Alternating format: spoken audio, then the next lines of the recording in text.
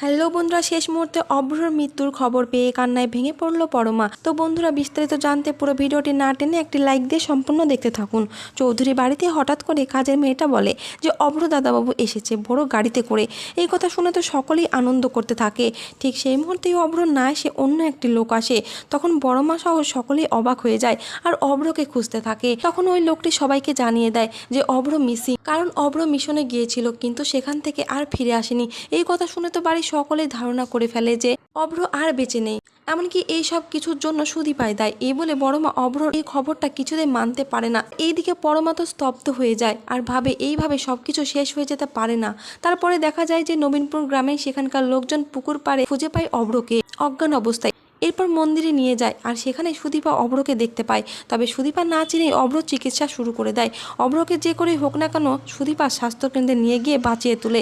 এরপর অভ্র সুস্থ হলে সুদীপা জানতে পারে যে অভ্র আর কেউ নয়, চৌধুরী বাড়ির বড় ছেলে মানে আদিত্যর বড় দাদা। এরপর সুদীপা চৌধুরী বাড়িতে নিজের সঙ্গে করে অভ্রকে ফিরিয়ে আনে। তো বন্ধুরা, ভিডিওটি এই পর্যন্ত। আর পরবর্তী আপডেট সবার আগে পেতে অবশ্যই চ্যানেলটিকে সাবস্ক্রাইব করে রাখবেন।